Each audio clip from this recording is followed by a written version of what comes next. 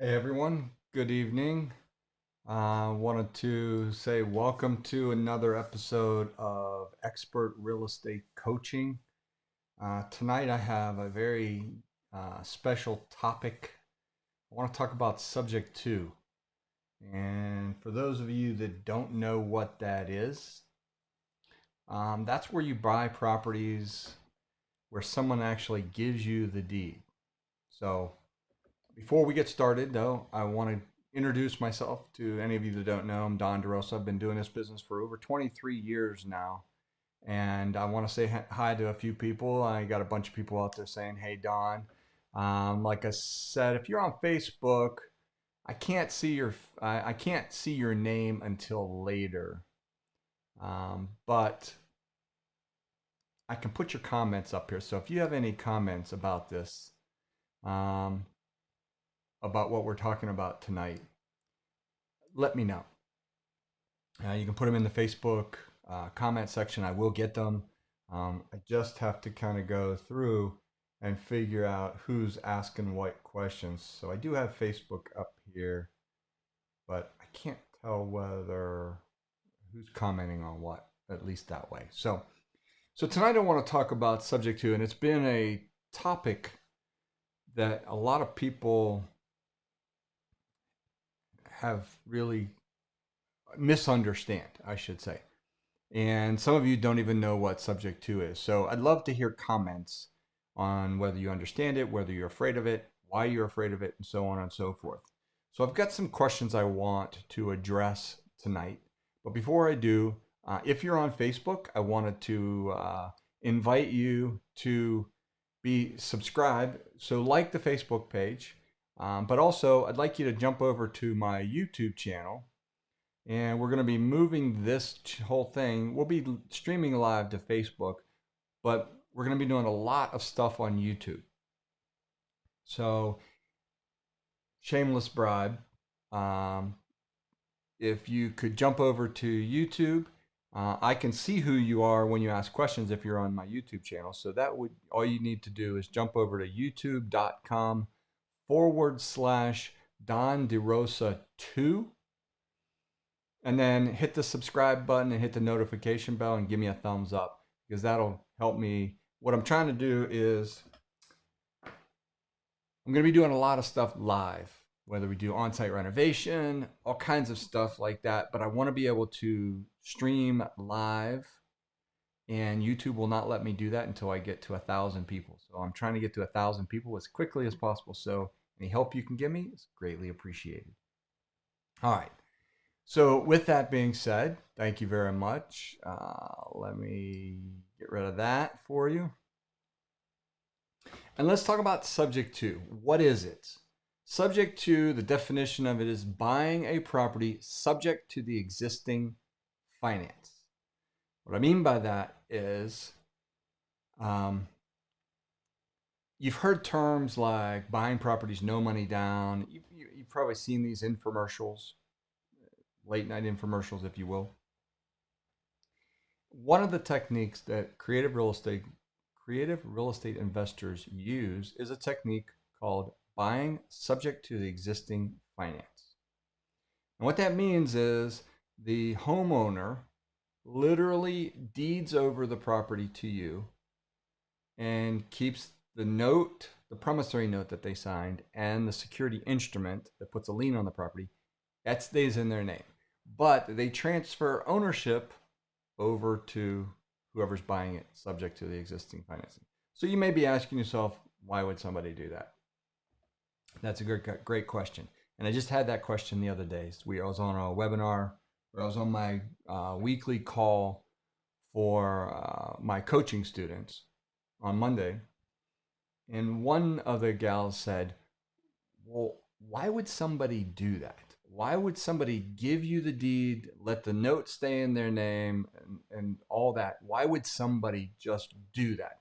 Well, that's a great question. I get that question all the time.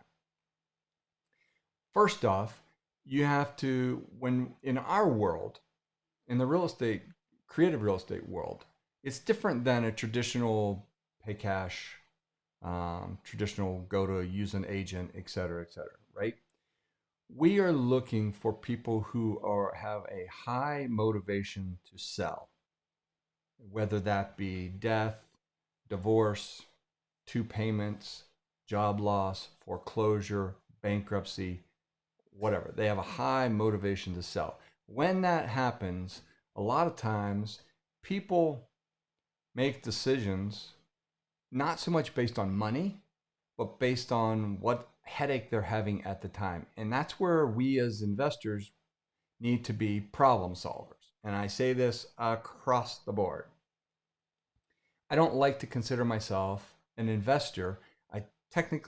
I'm a problem solver. Call it what you will. I find out what the problem is, and then I simply solve the problem. So if you're listening out there and you have a question on subject to, is it legal? Can I do it? We're going to cover some of those tonight. But we're going to probably spend about a half hour talking about all the basics of subject to. But why would somebody do that? And why is it to their advantage to even consider that? Well, the reason somebody would do it is simple. The need to get out from under that payment is greater than their concern for that piece of paper. So what I mean by that is, let's suppose someone goes and they're 3, 4, 5 months behind on their payments, and they're about to be in foreclosure. Well, if I come along and say, I've got to be able to buy this thing subject to the existing financing, if they try to do it traditionally, maybe they can't sell it then. Maybe they owe too much. Maybe it's not worth what they think it is. So they're about to lose this in foreclosure. When that happens, they get that foreclosure on their record, right? That stays on their record for 7 years. And then, or they have all these late fees, sometimes 30, 60, 90, 120 day, 180 day lates, right? If I take over that loan subject to, though, that note stays in their name, and I simply make those back payments. The minute I make those back payments, what happens to that loan? That loan is now current, and what they call, that is a performing note now. And that is very beneficial in the eyes of the bank, plus the eyes of the creditor and the person that got the loan. So if Joe Seller is 6 months behind and I come in and I take over that loan subject to, and I bring it current, his credit now automatically starts going up. And every month I make that payment, guess what happens to his credit? Whereas had he not sold it to me that way, he may have gotten a foreclosure or had to file bankruptcy, etc. So there's many different reasons. And when I tell people all the time, we had a lady, the same lady, she's like, why wouldn't they just, sell it? Well, there's 1,000 reasons. And one of the things I say is, like, I don't have a crystal ball. I don't understand why people make decisions. All I can do is, this is how I can buy it and take it or leave it. I tell people all the time, I've never put a gun to anyone's head to sell me their house. I simply make an offer. They say yes, they say no. And based on the numbers on how I need to buy dictates whether the type of strategy I use. Now, I'm going to share with you here in one quick second this slide right here. This is, let me make it big for you to fit the screen.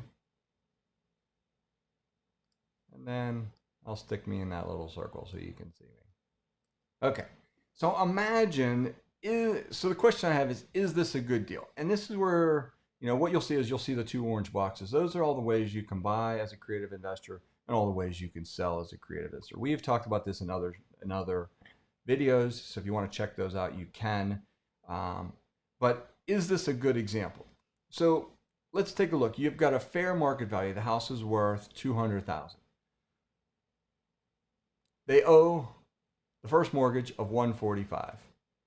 They have $5,000 in repairs. So to buy that house, if I'm an investor, to buy that house, I've got to come up with $150,000 cash to make that $50,000 profit. And when I do that, I've got a 33% return on that investment. Now, we all agree that $50,000 profit sounds wonderful, 33% sounds amazing. But the problem is that 90% of the people out there don't have the $150,000 to pay for this. So this is why a lot of people don't get into real estate and don't get into this business, because they think A, it takes a lot of zeros, or it takes a lot of credit. So the two things that there's, and I don't want to discount it, because you should have good credit and you should save money and you should have lots of money in the bank, but neither of those are necessary to buy houses. None of them. You don't have to have lots of money, and you don't have to have great credit to do the technique that I'm going to show you, right? Now, using this technique does give you, there's a moral, there's a legal, a moral, and an ethical obligation using this technique. And we'll talk about those in a second. So everybody says, this sounds like a great deal. I'd love to make 50 grand, but I don't have 150,000. And B, my credit may be too bad that I can get it, or I just simply don't want to use it. I'm too afraid to use my credit because I don't know what I'm doing, right? Well, imagine if you didn't have to come up with 145,000 and your return, so all you had to come up with was the repairs, $5,000. Well, a lot of us could just go put the repair. So let's just say it's paint and carpet, right? So I buy this house, somebody gives me the deed, and then I simply bring paint and carpet to the table, and now I still make the same $5,000. I mean, I still spend the same $5,000 repair. I still make the same $50,000 in profit, but now I don't have to go down and get $150,000. I'm just going to use the financing from my seller that's already in place, and they're just going to transfer the deed to me. So now my next thing to talk about, subject to, is a typical ownership. In a typical ownership, it goes like this. And I'm not going to go spend a lot of time on this because we have covered this in other videos. So if you want a little more in depth in this, you can kind of go to those other videos and watch those as well. But typical ownership works like this. If I've got to put if I'm selling that house, or if I'll call it Joe Seller is selling that house at $200,000. If I reach in my pocket right now, pull out $200,000, that person, Joe Seller, is going to give me a warranty deed. That's going to give me ownership. That's how ownership passes for homeowners, right? Now, if I don't have $200,000, I got to go down to the bank, right? I got to go down to the bank and borrow that money. They're going to make me sign a promissory note. That promissory note is going to spell out the terms. So I'm going to borrow $145,000, 5%, 30 years. My payment is $650. All right. That's not where they're going to stop. They're going to make me sign a security instrument as well. So in some states it's called a deed of trust. Some states it's called a mortgage. Some states it's called a security deed. In Georgia, for example, it's called a security deed. Excuse me. So those are the two documents that put a lien on the property, right? So the warranty deed gives me ownership, or passes ownership. It's different than a car. So I want to explain that, because a lot of times people say, well, the bank owns my house. No, the bank doesn't own your house. When you buy your house at the closing table, you get ownership immediately. It's different than a car. When you buy a car at a dealership, the lender, whoever you borrowed the money from, holds that title. You don't get the title, you don't get the ownership until you pay that off, right? In a home, that's different. You get the ownership right up front, but there's a lien placed on the property. So that says you can't sell that property until you pay that lien off, right? So that is typical ownership. Now, what happens if Joe Seller gets behind on payments, can't make those payments to the bank, right? He gets 1, 2, 3 months behind. Now, I need to equate it to what's going on right now. We've got 36 million and climbing, I'm sure, out of people on unemployment. Okay, that's going to create a ripple effect across the housing industry. More and more people that owe more, that have 80-90% owed on their property, are going to now need assistance. They're going to need help either from the bank, or they won't be able to afford it and they won't be able to keep the home. Okay, this is a great strategy for someone that wants to be a landlord but doesn't have great credit or doesn't have a boatload of money to put down. Because let's say in the case of Joe Seller here, he's only 3 months behind, or four, let's just use 4 months.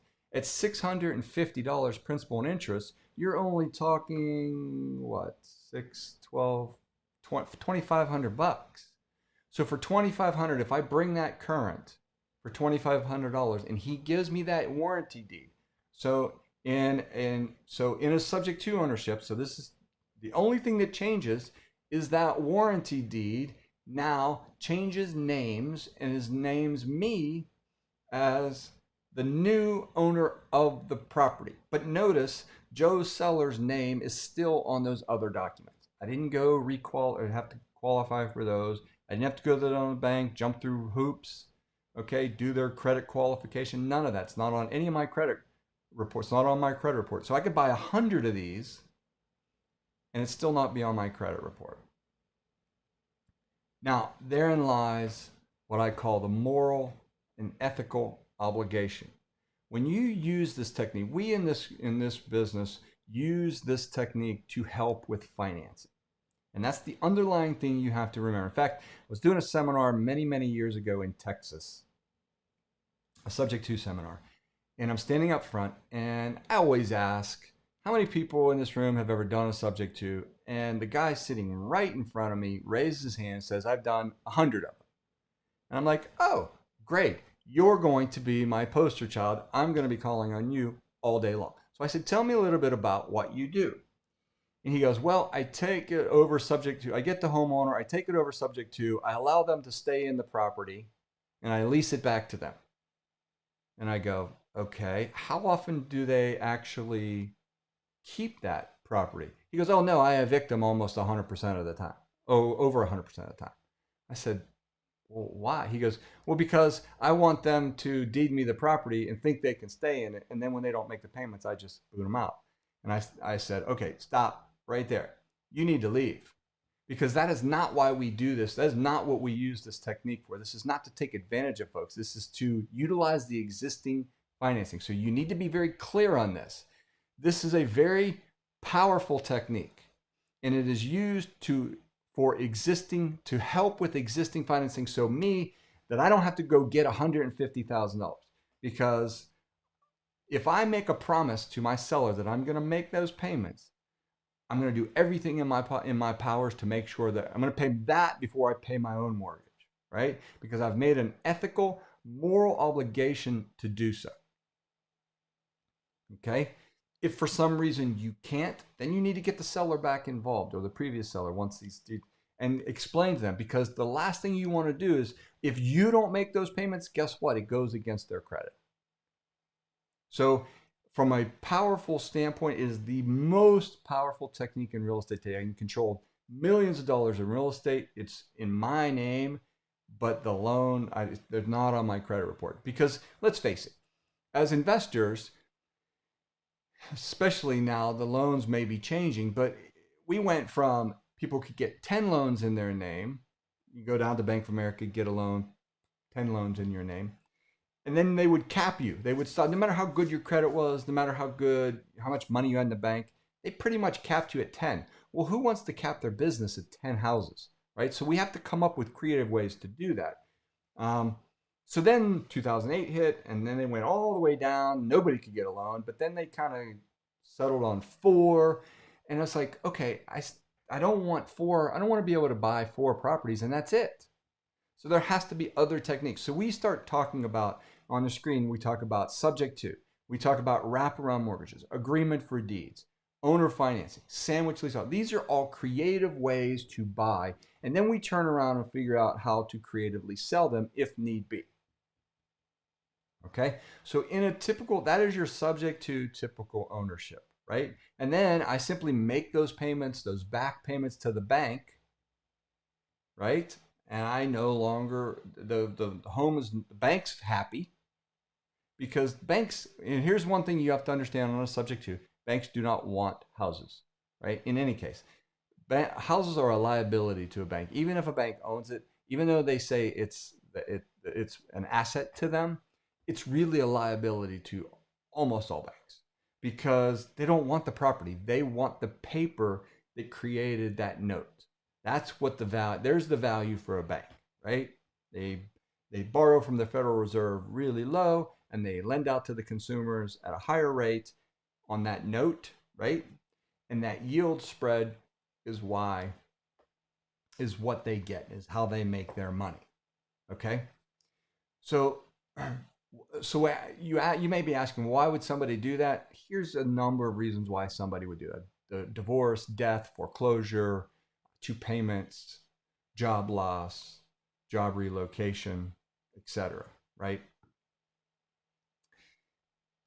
So there's other things that you can do with this as well. You can do, subject to the existing financing, and do a short sale the second, and we're not going to get into that. There's also, you can do a modification with the homeowner and do that, and we're not really going to get into that as well either. But understand the basics of a subject to transaction is pretty simple. Okay, so let's get into the underlying, what I call the question. What does it mean to buy subject to? I just kind of explained. It means when somebody has a need to sell and literally signs over the deed to you and leaves the note and security instrument in place in their name.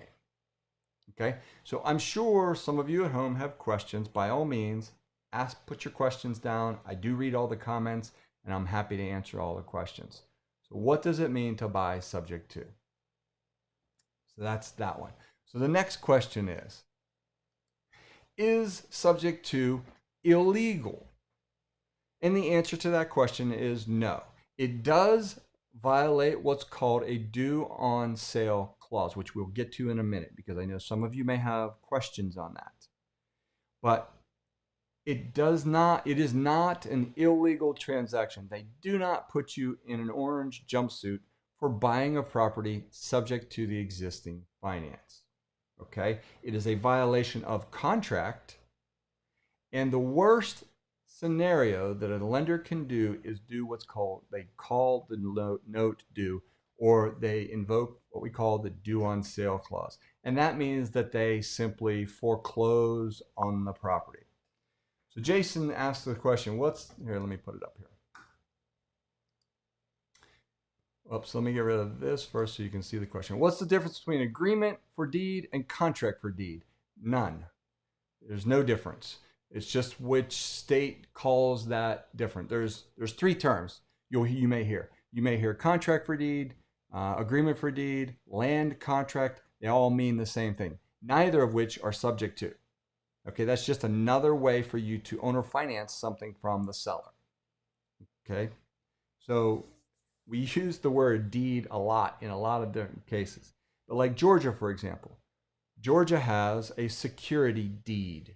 Well, that security deed is a security document.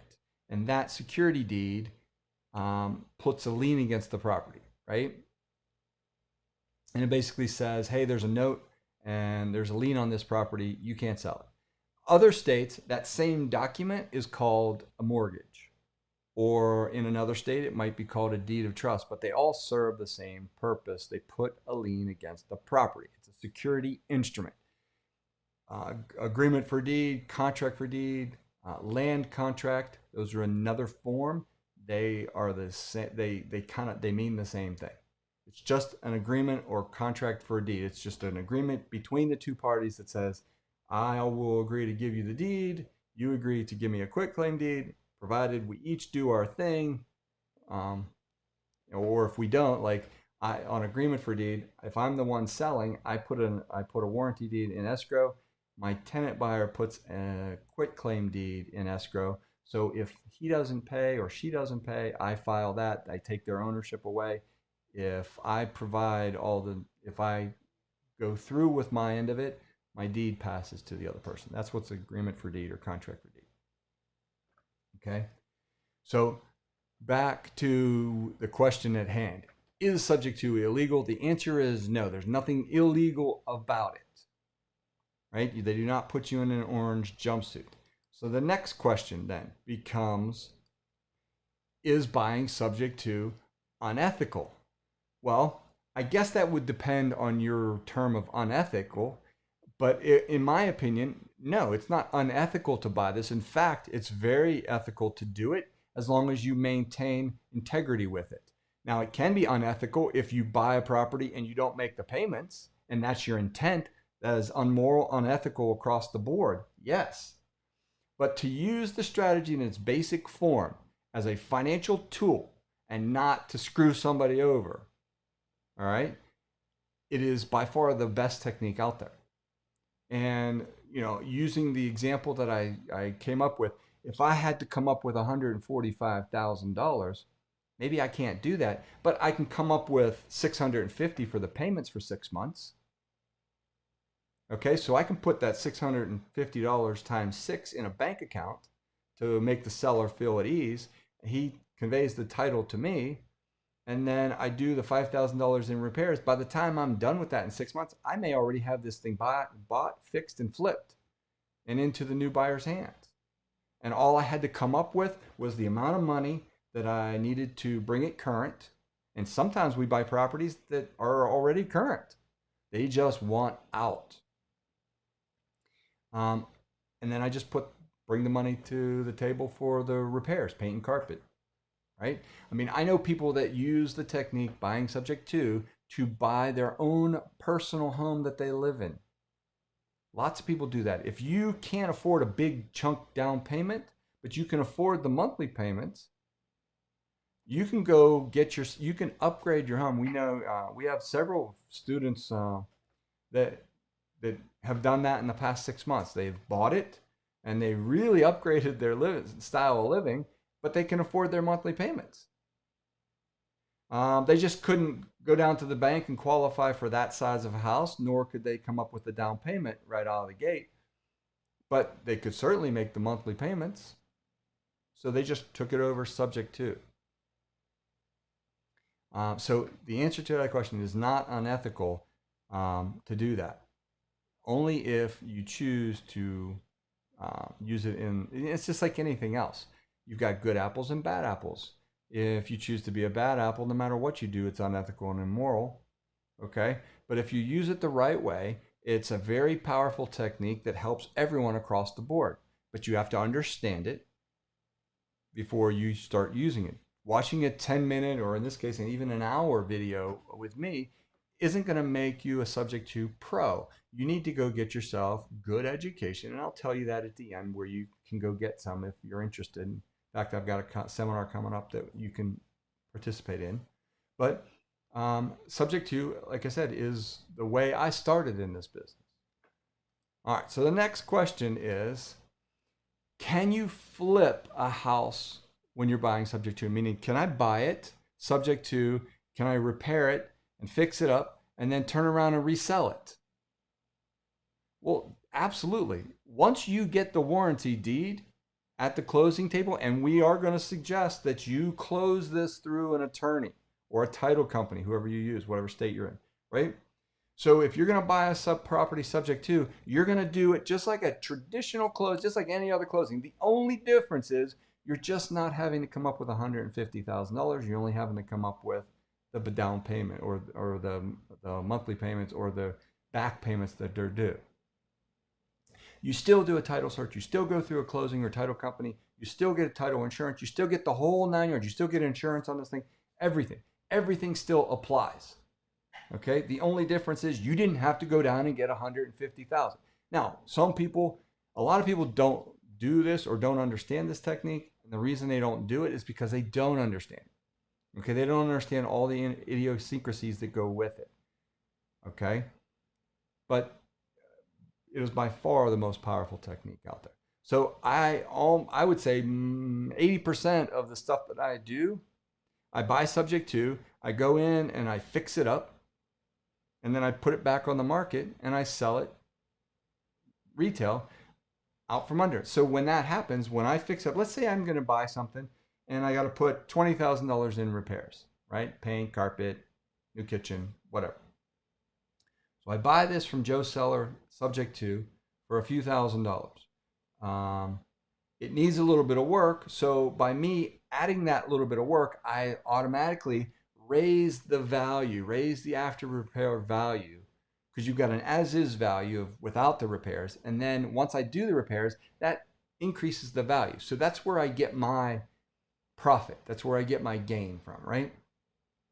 It doesn't always come from me taking equity from the homeowner.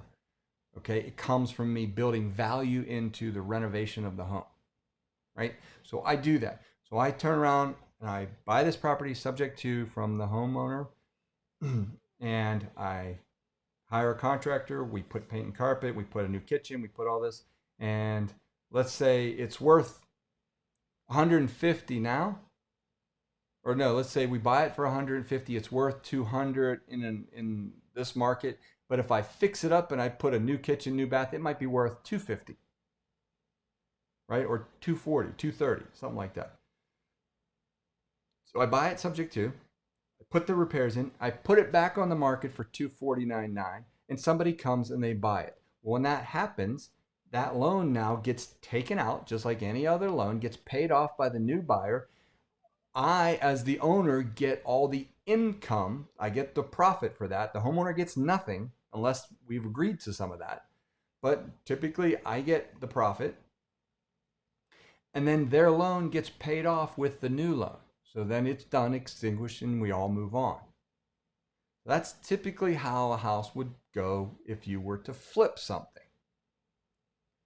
So the next question that I have is, when should I use subject to? I've heard of wraparound mortgages. When should I use a subject to transaction over a wraparound mortgage? Well, before I tell you that, I have to show you this, because some of you may not know what a wraparound mortgage is. So this is a wraparound mortgage. A wraparound mortgage is, if you look at the paperwork, how can I explain this the easy way? If you look at the documents on the, I guess it would be your left side of your screen, that's Joe Seller. His lender is Bank of America. He has a loan of $100,000 at 5%, and his payment is $535. That's his paperwork. He went down to Bank of America. They gave him a promissory note. He now has the ownership of the warranty deed and a security instrument putting a lien on the property. In a wraparound mortgage, well, if I buy subject to, the only thing that transfers is the warranty deed. So that warranty deed would pass over to me. That's it, right? And then I would simply be making my payments directly to Bank of America. In a wraparound mortgage, it's in essence a second mortgage, or it's wrapped around the existing mortgage. So if I'm the green guy here and I'm going to buy this from Joe Seller, Joe Seller is now going to issue me a new promissory note. So there's two types of wraps. There's what we call a mirror wrap. So he's going to issue me a new promissory note, making him the lender, right?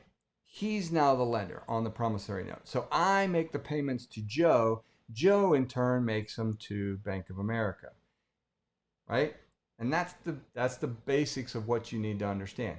So when they create that promissory note, and now the warranty deed transfers to me, so I get the warranty deed, but there's also a new security instrument and a new promissory note on the property. So the difference between a subject to and a wraparound mortgage, a subject to, if I don't make the payments on behalf to Bank of America, on behalf of Joe Seller, he doesn't have a leg to stand on. He cannot come after me for anything. He has to sue me, or has to bring me to the 5 o'clock news, whatever the case is, right? And even then doesn't mean I'm going to give them the deed back, right? That's in a subject to. In a subject to, once that deed's transferred, if I, the seller, don't want to give it back, I don't have to give it back to him, right? He has no legal leg to stand on as long as I'm doing my obligation and making sure I make all the payments, et cetera, right? However, in a wraparound mortgage, since he has created paperwork that says he's the lender, I get a new security deed, I get a new promissory note, even though in this case it's mirrored exactly what his underlying is. My payment is now written to Joe Seller, and then Joe Seller makes his payment to the bank, Bank of America. Now, people say, well, why would you choose one over the other? Okay, so let's go back to my question here. When should I use subject to versus a wrap? Here's my thing. If I'm talking to a seller that is behind and is in foreclosure or hasn't paid their bills or is teetering on the bank of bankruptcy or whatever the case is, and they're in financial hardship, I'm always going to go after it from a subject to standpoint, because the last thing I want to do is pay Joe Seller and then Joe Seller put that money in his pocket and not pay Bank of America. Then the Bank of America is then going to foreclose on me, and even though I made all the payments. You see how that goes? Now, if Joe Seller has an 800 credit score, he just wants out from under this property, but still wants to stay just in case something happens to me. Something happens where I can't make the payments. That, at least when I miss the payment on a wraparound to him, he can still make the payment to the bank because he knows it's coming or isn't coming, and he can preempt that, right? And then if I stop making payments, he can actually foreclose on me and take his property back. That's his recourse. So there is recourse there on a wraparound versus a subject to. So those types of techniques would be used in different scenarios. So I wouldn't have a problem giving somebody a wrap if they have good credit score, they pay their bills, et cetera, no problems at all. But if I think for a second that there's a likelihood that they're not going to make those payments, I'm going right to the bank. I'm going straight. I'm going to buy it subject to. I'm going to pay straight to the bank. Now, if they still won't do it, I still might do a wrap, but in the agreement, I'm going to have a third party take those payments and make those payments to the bank. I'm going to pay somebody. They have third party companies out there that will escrow your payment and make those payments on your behalf. So those are the differences. Those are the idiosyncrasies. Now, the next question is the age-old saying. And this is the one that always gets me, and I love this because this is what stops most people in their tracks, is the dreaded due on sale clause. The bank's going to call it due. Okay, what happens if the bank doesn't call it due? Okay, I've been doing this 23 years, and I've done my fair share of subject twos, lots of them, right? I've never had a bank call it due. Not that they say they couldn't, okay? But you have to understand, and this is where the uneducated person on this is at a disadvantage. And this is where I'm going to educate you a little bit and explain to you a little bit more about the due on sale and how it came about, why it's there, and the likelihood of anyone ever calling it due. Now, let me say this. It's there in writing, right? It's in a contract. So you need to be aware of it. Do you need to be afraid of it? No. But you need to be aware that at any point, if the bank finds out, they could call it due, right? Now, how often is that going to happen? I don't know. But let's talk about. So let me switch to this. So let's first talk about this document right here. Let me switch to this document right here. This document right here is the U.S. Code 1701J-3, blah, blah, blah, right? Okay. This is the section on the due on sale prohibitions. Oh, I'm sure I didn't say that correctly. Question. Alan McDonald. Let's see what we have as a question here. Whoops, let me take that down. What does the due on sale clause exist? Why does the due on sale exist if they never use it?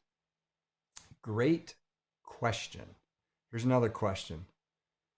I don't know who sent this in. I've never seen the lender exercise a due on sale in 10 plus years. I know Linda, I don't know if that's Linda or not, but I know Linda's watching, so that may be her. But that's true. So back to this question right here. Alan says, why does the due on sale clause exist if they never use it? All right, I can answer that question. It comes down to money. Okay, so we got another question. So let me get these other two first. So here is the definition of the due on sale clause. And this is what everybody's afraid of, right? So if I'm looking at this, says the term due on sale clause means a contract provision which authorizes a lender, and here is the operative word, and this is what most people miss, at its option, which means they have an option to or an option not to. Okay, so at its option, to declare due and payable sums secured by the lender's security instrument if all or any part of the property or an interest therein securing the property loan is sold or transferred without the lender's prior written consent. Okay, that is the verbiage for the due on sale clause, right? And that was taken straight out of the US Code. Now let's show you something else. Now let's look at this. This is a news article. Oh no, this is Wikipedia. Sorry. This is Wikipedia. And this says there is, back in 1982, Ronald Reagan wrote into act this, what they call Garn St. Germain Act, right? It's called the Garn St. Germain Depository Institutions Act of 1982, right? Let's see, get my little highlighter. So there's your name right there. So the Garn St. Germain Act. Now that act was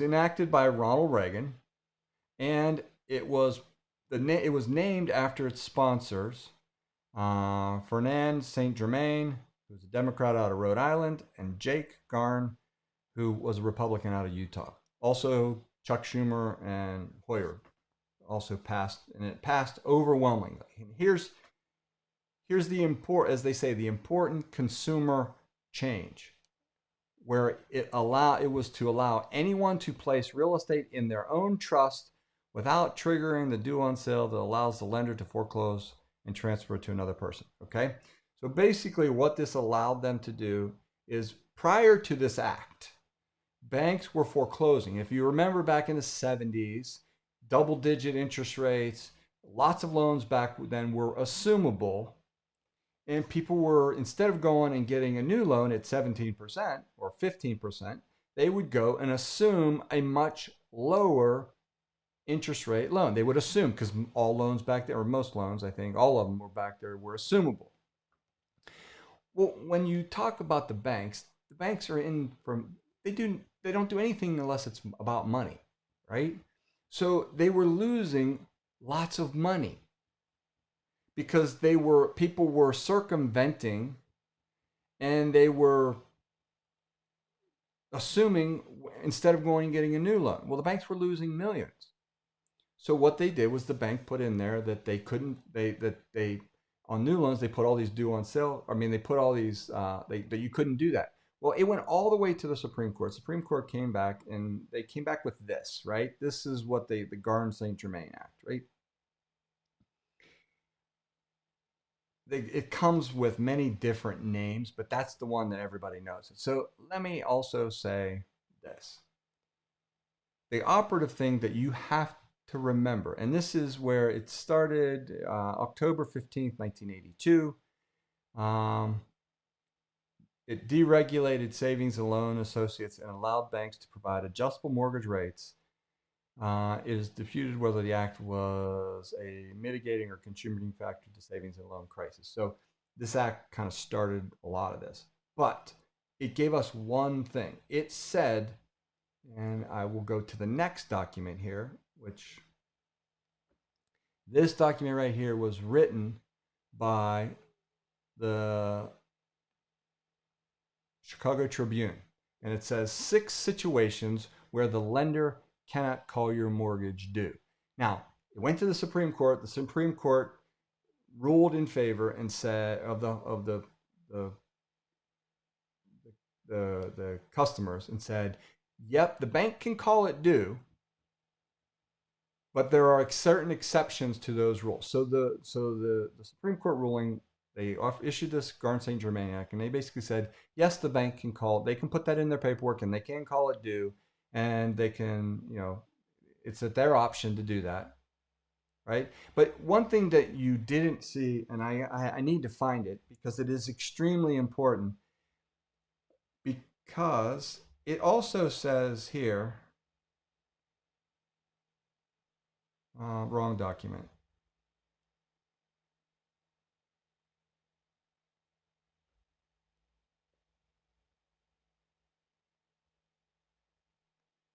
Okay, the bill states the lender may not exercise its option to do that. The bill states a lender may not exercise its options pursuant to a due on sale clause upon a transfer into an inter vivos trust in which the borrower remains as a beneficiary, which does not relate to a transfer of rights of occupancy. Okay, so if you go read further down, if you actually read the whole document, it encourages the lender to actually work with the homeowner. In fact, it says it in here somewhere. But you can read through this.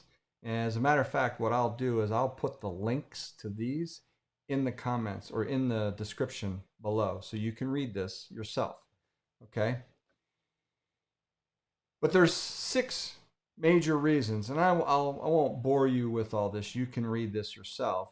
But there are lots of things like, suppose you and your spouse get divorced, right? And you title your home, you transfer your home either to you or to your spouse, as long as you can afford the prom. Do you feel comfortable that, you feel comfortable that they can afford this? So does this require the lender to call the loan due? If the loan is in my name and my wife and I get divorced and she keeps the house because the loan's in my name, does that call the loan due? Yes or no? You can answer that. All right. So I'll answer that in a minute. Suppose you inherit a house from a relative. My mother dies. I inherit the house. You move into the house. So I move into the house. Can the mortgage lender force you to pay off the mortgage even though you keep the monthly payments up? Well, if it's not in there, the property has transferred hands, right? There's a new owner. Can the bank call it due? Okay. Suppose a spouse dies, and so we're right here. Suppose the spouse dies and you take title in your name alone, you're a surviving joint tenant. Can the lender call it due? Well, I got the answer to those questions is no. They cannot call it due. All right. Now, in fact, there are. So here it even goes on to tell you about the Garn St. Germain passed in 1982. Okay, so let me back up because I do want you to read this. A lender, this is from the Chicago Tribune, I think. And back in 1998, they wrote this. A lender who tries to enforce a due on sale clause today in an existing mortgage with an interest rate higher than 7% is crazy. Okay? And the interesting thing there, if you read on, it says, but lenders will try to extract an assumption fee, typically of 1% to 2% of a mortgage balance. In many situations, the lender is not legally entitled to do. So there's a lot of misinformation out there about how the due on sale and what it really means and what the lender's obligation is. So please, before you cast judgment whether you are afraid of it or not, do yourself a favor and take these documents and read them. Okay? It is extremely important. Okay? And in 1982, Congress passed the Garn, I'm sorry that I'm reading this, but Garn St. Germain Depository Institution Regulation Act. This bad law allows lenders to enforce mortgage due on sales to demand full payment when the property changes ownership. Okay, it overturned many court decisions that said the due on sale clauses were not enforceable, which goes back to the Supreme Court. It overturned all that, right? But however, all right, if you keep going down through, there are six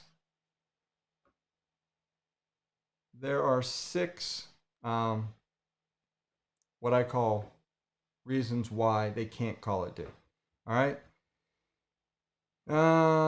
However, the Garn St. Germain law, specifically titled transfer situation, cannot enforce the due on sale clause. If the lender tries to enforce the due on sale clause, check with local real estate attorney to see if you're being misled. There are at least 6 title transfer situations when mortgage lenders cannot call their loans due. One of them is when there is no due on sale clause in the documents, meaning an assumption or assumable loan, things like that, they can't call it due. Number 2, when a junior mortgage lien is recorded, some mortgages contain a due on encumbrance clause, meaning in the first mortgage, there's a due on encumbrance, which means, and I see this a lot in hard money loans, right? Where they won't allow you to put a second on it. But when a junior mortgage lien is recorded, some mortgages contain a due on encumbrance clause, which says if the property owner places a junior mortgage or lien on the property, such as a home equity, the senior or first mortgage lender can call the loan due. But under Garn St. Germain, that clause is unenforceable. Okay? Number 3, when a surviving joint tenant takes title, after the joint tenant dies, the surviving joint tenant takes title, and it basically bars the mortgage lender from calling the loan due. But some lenders try to make the surviving joint tenant either pay an assumption fee or pay off the underlying mortgage, which is illegal. Okay, so understanding that. Number 4, when the property transfers or is inherited by a related owner-occupant, okay? When a relative inherits or occupies the residence, they cannot enforce the due on sale clause, okay? Some lenders will try to coerce you to pay that assumption fee. It's illegal. You don't do it, okay? And number 5, when a title is transferred to either a spouse or child of a divorced co-owner, when the co-owner is divorced, if the title to the residence is transferred to either ex-spouse or offspring of the divorce, they cannot call it due. So there's many reasons why. Okay, and then the last one, which is near and dear to most real estate investors, and that's number 6, and that's when the property is transferred into what's called an inter vivos trust or land trust, right? And that's how a lot of people get around, not around, but kind of through the whole due on sale. Because a lot of investors will put properties into a land trust, okay, and that hides ownership. Banks know this. I mean, they'll be the first to tell you, oh, so you're going to try to hide who the owner is. I've had a bank tell me that. I can't tell you how many times, right? But in almost every state, with the exception of maybe 1 or 2, you as the person owning this trust do not have to put beneficiaries on public notice. Which means in order for the bank to find out who owns this property, they have to sue you. They have to go through disclosure. And if they find out that this was a legitimate transfer into a trust, then it's a improper foreclosure, and they open themselves up to lawsuits. So they don't do this willy-nilly. So which is why a lot of investors tend to put properties into a land trust, because it makes the person doing that, there's a lot of anonymity there. So understanding the due on sale clause, and more importantly than anything else, you have to understand it's a financial thing. It is not, the banks don't want your property. And this is what most investors that are new in this business, they go, oh my God, the bank wants my property. No, they don't. They want your money. They don't want your property. Now, if you go out and do something stupid and you you don't make payments, sure, they're going to call it due. That's called a foreclosure. If you don't make payments, they're going to call it due. Now, there is one exception that I'm a little more concerned about the due on sale, and I would highly recommend people think twice about doing this. Other first mortgages, I don't think twice about it. But when you're doing what we call a HELOC or home equity line of credit, a lot of times those tend to, I've heard a lot more people get those called due. So you just have to be careful with those, right? That wouldn't really stop me, because I don't want to buy or make decisions on my business based on a fear that may or may not happen, right? And let's face it, at the end of the day, if you buy right, okay, meaning below 80%, you buy a property below 80%, and a bank calls it due, can you stick that back out on the market and sell it and get your money and get out from under it? Because let's face it, and depending on the state you're in, it could be a year before they foreclose on that. And let me tell you something, banks don't want houses. It costs them $40,000, $50,000, $60,000 to foreclose, depending on the state they're in and how long the process is. It may cost them upwards of $20,000 to $40,000 just to foreclose on that property, from the back end expenses and all the stuff that goes into that, right? So they don't want to foreclose on you. You know, you still need to understand that the clause is there, but I'm a big proponent that I don't think you need to be, if you're afraid of it and you don't want to take that risk, then by all means, don't do it. But if it's just because you don't understand it, I'm going to put 3 documents up there. You can read them. They're very short reads. I highly recommend you read them and understand it. And you'll realize that unless interest rates go to 15%, no bank is going to be calling any loan due in any time soon, because it's a financial tool. If they can call these loans due and lend that money out at 10 or 12% versus the 3% they got now, they're going to do it. They're going to do that regardless. But if you've got a 4 or 5% and the interest rates are 4 or 5% or 6%, even 8%, no lender is going to call that due because of that, because it's just not worth it to them. Unless you do something stupid. I shouldn't say that. I mean, there's always that possibility. But generally speaking, if you're smart about it and you got the right paperwork and we do the right paperwork. We send them a power of attorney. We tell them that, hey, this property's been transferred into a trust. We're now the trustee of this property. Here's a power of attorney putting us in charge of this.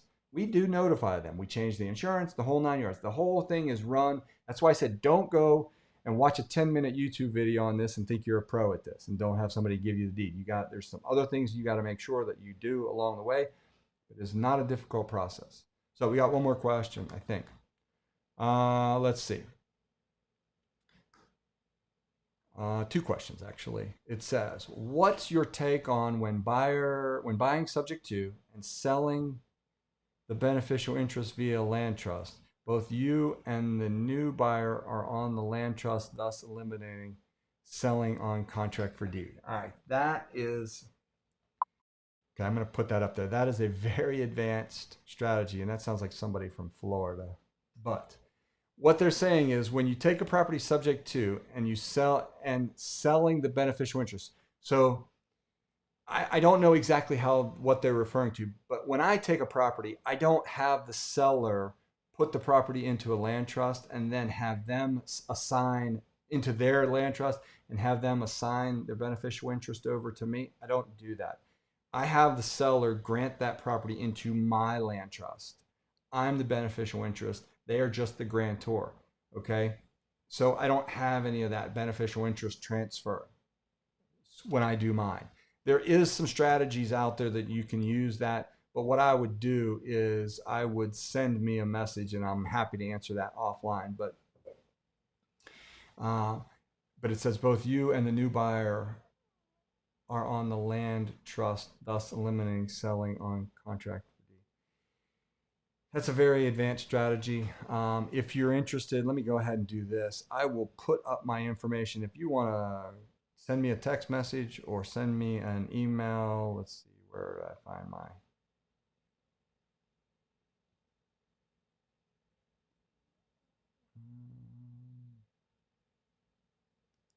This is my information right here. This is my personal cell phone number and my email address. If you want to give me a text message or send me an email, I'm happy to sit down and discuss that with you. But that's more of an advanced topic for this class or this event. Okay. Oops, let me get rid of this. I've been trying to avoid a possible trigger of the due on sale clause by transferring title by creating a trust, which has the appearance of an estate move.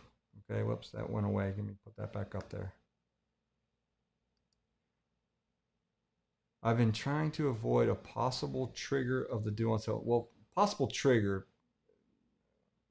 by transferring the title, creating a trust, which naming the title owner as beneficiary, then creating a transfer of the trust, naming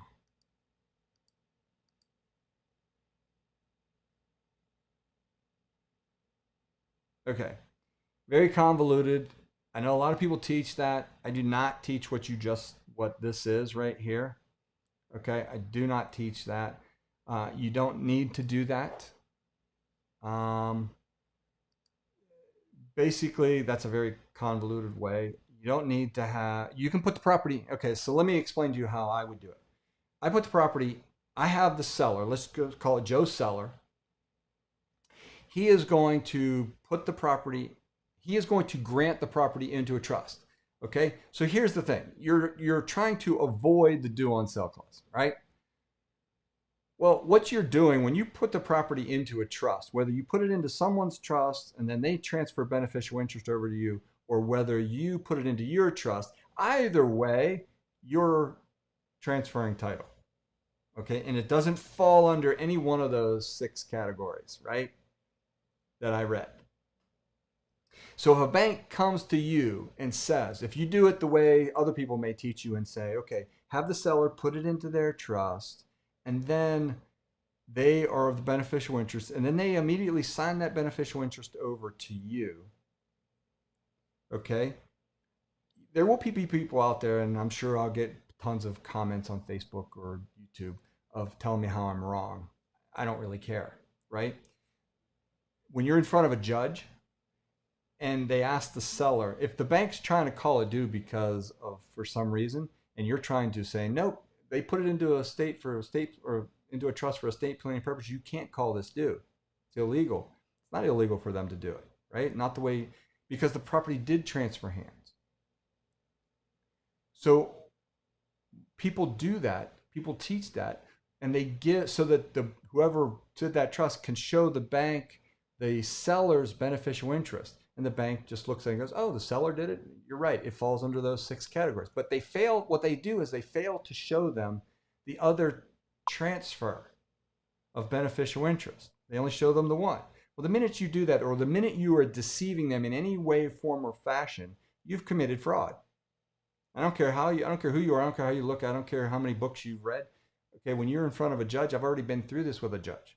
You got, I have friends that are judges, and they're like, just do it this way, and it's clean. I have the homeowner grant their ownership into my trust. I am the beneficial interest of that trust. They are the grantor on that trust, and then I have a trustee that's appointed. So it's not the homeowner's trust, it's my trust. Now, because I live in Georgia, I don't have to tell anybody who the beneficial interests are. So in order for the bank to call it due, they would have to first sue for and go through disclosure. That's a very risky transaction for a bank. So I just don't worry about that. Now, I'm sure I'm going to get backlash from someone saying that you can do this, and if that's the way you want to do it, knock yourself out. But the way I'm doing it, the way you're suggesting, is very convoluted. And this is where lots of people are trying to give you all they're trying to sell you a course, basically, right, on how to create a trust. So what you're doing here is you're naming the titled owner as the trustee. Why would you name the titled owner as trustee? What's the purpose for that? Okay, the titled owner of the trustee, they're the ones that can actually transfer the title, so they can transfer that thing, right? You don't want the titled owner to be the trustee. Okay. Then you create a transfer of the trust, naming myself as the successor trustee and my wife as the new beneficiary. Thoughts? No. Just take the property, put it into a trust, put it into your trust, make you or your wife or your entities your beneficial interest, have your seller be the grantor. Your seller doesn't need to know the reason why you're putting it into a trust. What do they care? They don't even care. Okay? And once that trust is created, nobody sees that in the general public. It's not put out there on general public. It's not put in the, if you follow my paperwork, I'm going to give you an affidavit of land trust to file on public record, so you don't have to file the whole trust that shows the beneficial interest. Okay? So all you see is the trustee on public record. That's all that's necessary. So take my information, go back and watch and grab my email, and I'm happy to show you an easier way. Okay? Here's another question. I know. I think a HELOC has a higher likelihood of being called is because that it is a money grab, as most have money equity left. Yes, that's exactly why, and it's usually much less owed. So yes, a HELOC. You're exactly right in a HELOC. Yes, whoever put that, as far as whoever created the trust, yes, I know. I'm very familiar with that. And he and I will argue all day long, I'm sure. But I just would rather, not that I would ever be put on a stand, but if I am, I want to be honest. I want to say, Mr. Seller, the property was transferred hands. It's put into my trust, and I'm the trustee, or I'm the beneficial interest. Then I've committed nothing. I've not tried to hide anything. Okay? I'm not trying to hide anything. Okay. Okay. Is that for the purpose of keeping the seller vested? You can keep the seller vested in a number of ways other than putting them on your trust. I'm not a big fan of putting them on your trust. Now, I know there's different creative ways you can use trust that, rather than foreclose, like in Florida, they'll put you on a trust, you'll give the lender beneficial interest back, that if you don't make the payments, he just files the beneficial interest and avoids the foreclosure. So there's creative ways you can do all of that. At the moment, I don't know that you need to worry about all that stuff right now. You just need to get the basics down, right? So is that for the purpose of keeping the seller vested? You can vest a seller simply by giving them a security interest. You can give them you don't even have to give them a security interest. You can give them a promissory note that says, hey, I'll pay you $10,000 when I sell this house. Or you can say, I'll give you $10,000 when I sell this house, and I'll give you a secured note against it. But what I do is, in that note, I put a clause in that note that allows me to subordinate that. If I use a private lender to put on that, I can subordinate that loan behind my private lender. All kind of little catchy things you can do. All right. So this is getting way more advanced than I really anticipated, and it's going a lot longer than I wanted. Have you ever taken a HELOC subject to? Absolutely, yes. I'm just telling you, I do. I'm not afraid of any of it, right? Okay. The bottom line comes down to, you got to learn how to buy right, meaning buy at a low price, right? You can't just go out there and throw this strategy around willy-nilly. Can't do it. So Yes. Have I bought properties with HELOCs? Absolutely. Thank you very much. I appreciate the comment. Okay, so let's finish out and let's kind of sum up this. So understanding, by far, subject to is by far the most powerful technique. Does it have some things you need to pay attention to? Yes. I'm going to go back and I'm going to reiterate this. Don't go watch a 10-minute YouTube video, even mine, and not understand the whole process. You need to understand the paperwork. You need to understand how to maneuver through the trusts, if that's what you're going to do. I mean, I've taken properties subject to where I put them in my personal name or I've put them into an LLC. Okay, so the older I get, the less I'm afraid of the due on sale clause. Because as long as I do the right stuff, I get the right insurance, I make my payments, everybody's happy. Okay? There's no reason why, as long as everybody's getting what they want, there's no reason for them to call it due, just to call it due. There's no reason for a bank to waste $20,000, $30,000, $40,000 to call it due a loan that's performing. Okay, so just kind of understand that. So yes, here is the best comment. Agreed. You make your money when you buy. Absolutely. That is the best statement all night long. You make your money when you buy. So you've got to make sure that you go and you buy right. And that comes down to numbers. And over these next few weeks on these shows, some of the shows that we're going to do, we're going to be talking about numbers. We're going to get a little more intricate, right? And in detail. So we're going to do some actual live evaluation. So please stay tuned. So before I let you go, I want to tell you about if you're interested in any information and you'd like a course on subject to or a course on anything. I have 19 different courses that you can buy on wholesaling, subject to, creative deal structuring, private lending, rehabs, due diligence, all those. There's tons of them. You can go to htrei.com. That stands for hightechrealestateinvesting.com. So, but that's the acronym is htrei.com, and you can check it out. And they're pretty reasonably priced. You can buy all of them for one price, or you can buy one at a time if you're on a budget. So it is obviously to your advantage to buy them all at once. You get a significant savings, but the choice is always yours. All right. I also want to, if anyone is interested in learning this business and having me hold your hand for the next year, I'm going to invite you to our group coaching class, right? And we have a couple hundred people in this group coaching, and we spend every Wednesday with you. And if you'd like to learn more, I'm not going to go through all the details with you, but if you'd like to learn more, simply go to, if you want to sign up, you go to aria.us/ppg online. Now, depending on how old this video is and when you're watching this, that link may not work. But right now, that link works. It's aria.us/ppg online, and use the coupon code first time, and that will get you in for free. Okay, you can watch one session. If you would like to learn more about PPG and what it can offer you, let me see if I can find PPG sign. Let me take that down.